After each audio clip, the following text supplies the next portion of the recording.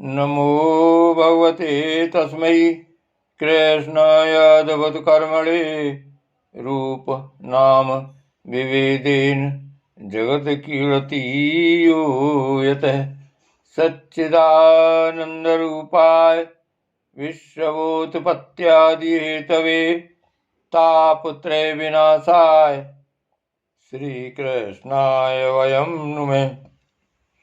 श्रीमद्भागवत महापुराण नवम स्कंध प्रथम अध्याय। वैवस्वत मनु के पुत्र राजा सुधुम्न की कथा। राजा परीक्षित ने पूछा, भगवान, आपने सब मनवंतरों और उनमें अनंत शक्तिशाली भगवान के द्वारा किए हुए ऐश्वर्यपूर्ण चरित्रों का वर्णन किया और मैंने उनका स्मरण भी किया। आपने कहा कि पिछले कल्प के अंत में द्रविड़ देश के स्वामी राजऋषि सत्यव्रत ने भगवान की सेवा से ज्ञान प्राप्त किया और वही इस कल्प में वैवस्वत मनु हुए। आपने उनके इक्ष्वाकु आदि नरपति पुत्रों का भी वर्णन किया। ब्राह्मण, अब आप कृपा करके उनके वंश और वंश में होने वालों का अलग अलग चरित्र वर्णन कीजिए। महाभाग, हमारे हृदय में सर्वदा ही कथा सुनने की उत्सुकता बनी रहती है। वैवस्वत मनु के वंश में जो हो चुके हों, इस समय विद्यमान हों और आगे होने वाले हों, उन सब पवित्र कीर्ति पुरुषों के पराक्रम का वर्णन कीजिए।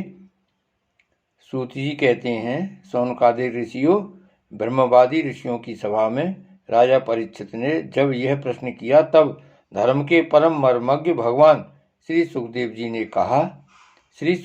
ने कहा, परीक्षित, तुम मनुवंश का वर्णन संक्षेप से सुनो। विस्तार से तो सैकड़ों वर्ष में भी उसका वर्णन नहीं किया जा सकता।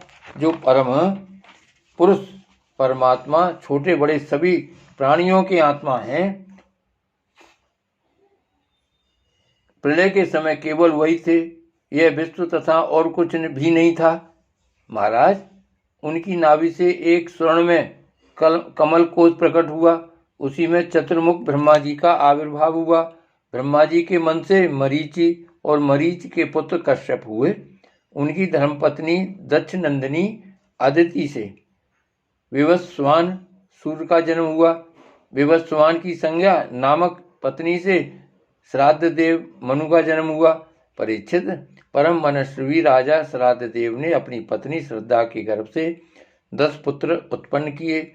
उनके नाम थे इक्ष्वाकु, नृग, सरयाति, दिष्टि, धृष्ट, करुषु, नृशयंत, प्रसरधर, नभग और कवि।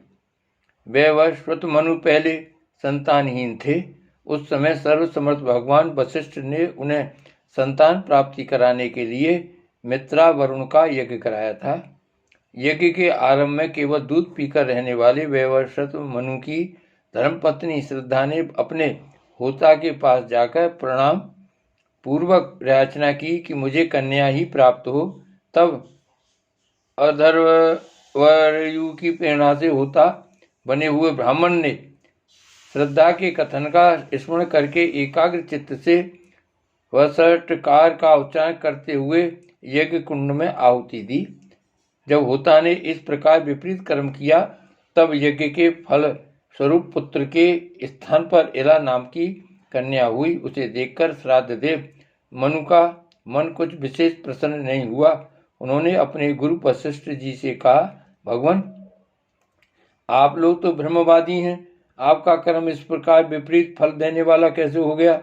अरे, यह तो बड़ी दुख की बात है। वैदिक कर्म का ऐसा विपरीत फल तो कभी नहीं होना चाहिए।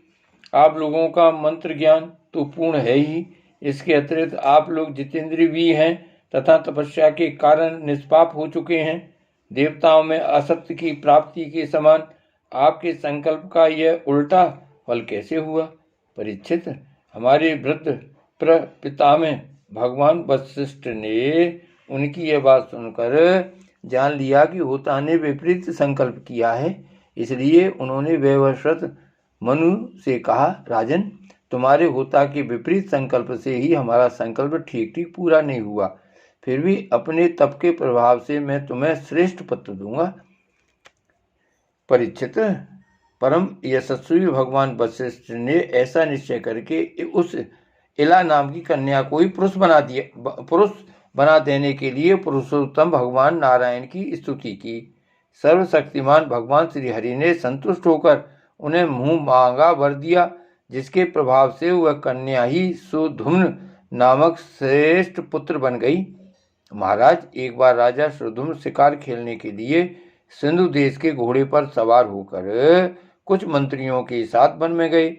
वीर सुधुम्न कवच पहनकर और हाथ में सुंदर धनुष एवं अत्यंत अद्भुत बाण लेकर हरिणों का पीछा करते हुए उत्तर दिशा में बहुत आगे बढ़ गए। अंत में सुधुम्न मेरु पर्वत की तलहटी के एक वन में चले गए। उस वन में भगवान शंकर पार्वती के साथ विहार करते रहते हैं। उसमें प्रवेश करते ही वीरवर सुधुम्न ने देखा कि मैं स्त्री हो गया हूँ और घोड़ा घोड़ी हो गया है। परीक्षित, साथ ही उनके सब अनुचरों ने भी अपने को स्त्री रूप में देखा। वे सब एक दूसरे का मुंह देखने लगे। उनका चित्त बहुत उदास हो गया। राजा परीक्षित ने पूछा, भगवान, उस भूखंड में ऐसा विचित्र गुण कैसे आ गया? किसने उसे ऐसा बना दिया था? आप कृपा कर हमारे इस प्रश्न का उत्तर दीजिए, क्योंकि हमें बड़ा कौतूहल हो रहा है। श्री सुखदेव जी ने कहा, परीक्षित, एक दिन भगवान शंकर का दर्शन करने के लिए बड़े बड़े व्रतधारी ऋषि अपने तेज से दिशाओं का अंधकार मिटाते हुए उस वन में गए। उस समय अंबिका देवी वस्त्रहीन थीं। ऋषियों को सहसा आया देख वे अत्यंत लज्जित हो गईं। झटपट उन्होंने भगवान शंकर की गोद से उठकर वस्त्र धारण कर लिया। ऋषियों ने भी देखा कि भगवान गौरी शंकर इस समय विहार कर रहे हैं, इसलिए वहां से लौटकर वे भगवान नर नारायण के आश्रम पर चले गए। उसी समय भगवान शंकर ने अपनी प्रिया भगवती अंबिका को प्रसन्न करने के लिए कहा कि मेरे सिवा जो भी पुरुष इस स्थान में प्रवेश करेगा वही स्त्री हो जाएगा। परीक्षित, तभी से पुरुष उस स्थान में प्रवेश नहीं करते। अब सुधुम्न स्त्री हो गए थे, इसलिए वे अपने स्त्री बने हुए अनुचरों के साथ एक वन से दूसरे वन में विचरने लगे। उसी समय शक्तिशाली बुध ने देखा कि मेरे आश्रम के पास ही बहुत सी स्त्रियों से घिरी हुई एक सुंदरी स्त्री विचर रही है। उन्होंने इच्छा की कि यह मुझे प्राप्त हो जाए। उस सुंदरी स्त्री ने भी चंद्र कुमार बुध को पति बनाना चाहा। इस पर बुध ने उसके गर्भ से पुरुरवा नाम का पुत्र उत्पन्न किया। इस प्रकार मनुपुत्र राजा सुधुम्न स्त्री हो गए। ऐसा सुनते ही उन्होंने उस अवस्था में अपने कुल पुरोहित वशिष्ठ जी का स्मरण किया। सुधुम्न की यह दशा देखकर वशिष्ठ जी के हृदय में कृपावश अत्यंत पीड़ा हुई। उन्होंने सुधुम्न को पुनः पुरुष बना देने के लिए भगवान शंकर की आराधना की। भगवान शंकर वशिष्ठ जी पर प्रसन्न हुए। परीक्षित, उन्होंने उनकी अभिलाषा पूर्ण करने के लिए अपनी वाणी को सत्य रखते हुए ही यह बात कही, वशिष्ठ, तुम्हारा यह यजमान 1 महीने तक पुरुष रहेगा और 1 महीने तक स्त्री। इस अवस्था से सुधुम्न इच्छानुसार पृथ्वी का पालन करें। इस व्यवस्था से सुधुम्न इच्छानुसार पृथ्वी का पालन करे।